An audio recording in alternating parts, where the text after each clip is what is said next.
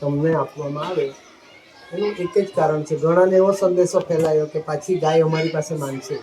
કોઈ માંગવાનું નથી, ગાય તમારી જ છે. પણ ગાયનું જે બચ્ચું આવે, વાછરડી આવે, બરાબર, તો એ વાછરડી આપણે આપણા જેવી બીજી દીકરીને, આપણે અત્યારે 10 દીકરીઓને આપવાના, બરાબર, એ 10માંથી જેને આપી દીધી છે એમને ત્યાં જો એ ગાય રિયાય અને બચ્ચી આવે વાછરડી, તો એ મોટી થાય, ધાવણ છોડી દે ને એટલે એ મોટી થાય, બરાબર. એટલે તમને જેવી હમણાં આપવામાં આવી ને એવી થોડીક મોટી થાય પછી આપણે નિશાળમાંથી જ અહીંથી નક્કી કરીશું કે બીજી 10 દીકરીઓ નાખીએ. તો આ મુદ્દો ગમે કે ના ગમે? બીજું કે આ જે ગાય જે ગોબર આપવાની, એ ગોબરને આપણે શું કરવાનું? ભેગું કરી દેવાનું.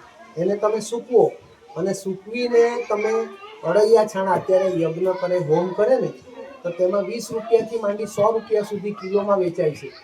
તો તમારે પથ્થર પર એ છાણાને સૂકવી દેવાનું, બરાબર. પછી કોઈ શહેરમાંથી લેનારા હોય તો એ ગોઠવે. બીજું, એ વેચાય નહીં તો આપણે ઘરે બાળવા તો ચાલે. બીજું કે એને આપણે એ ગાયનું ગોબર છે એને ગૌમૂત્ર નાખીને, ગોળ નાખીને મસળી કાઢીએ.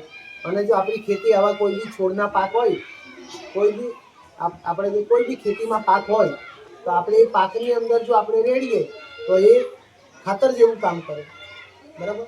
તો આપણી ખેતી સુધરે. જે રીતે આપણે કોથળીમાં ત્યાં લીંબણ ટામેટા વાવ્યા છે ને, એ શાનાથી થાય? છાણિયા ખાતરથી થાય છે, બરાબર. તો આ રીતે આપણે એક તો ખેતી કરીએ.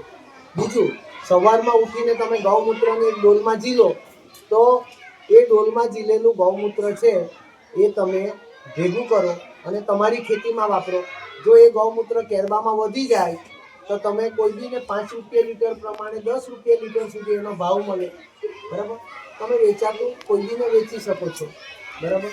ગોબર ખાતર, તો ગોબર ખાતર તમે એક જગ્યાએ ઢગલો કરો, એના ઉપર તમે બેક્ટેરિયા નાખો અને એ બેક્ટેરિયાનું કમ્પોસ્ટ ખાતર બનાવો, તો એ ખાતર પણ તમારું સરસ મજાનું ખેતરમાં બી વપરાય અને ખેતરમાં વાપરતા વધી જાય તો તમે વેચી શકો છો. તો આ કામ આપણે કરીએ કે ના કરીએ? તમારે તમારા માતા પિતાને પહેલી લાઈનમાં સમજાવવાના છે અને ના સમજ પડે તો અહીંયા સુધી લાવવાના છે, બરાબર. આટલું કામ તમારે કરવાનું છે.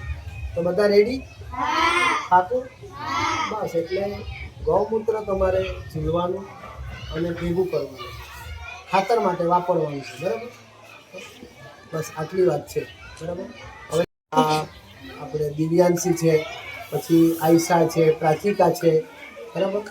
તો એ રીતેના આખા જે નામના લિસ્ટો છે, આ સુહાના છે, તો જેમ જેમ આપણે ચાલશે પહેલી 10 તબક્કાની દીકરીઓને આપવાનું કામ આપણું પૂરું થશે હવે. એટલે પછી એ લોકોએ કાળજી રાખવાની. હું દર મહિને ફોટા લેવા આવીશ, બરાબર. તમારો ફોટો અને તમારે પાછું મમ્મી ને પપ્પાને કામ કરવા લાગવાનું, છાણ મૂત્ર ઝીલવા લાગજો, બરાબર. હા, બસ આટલી કાળજી રાખજો. સારું.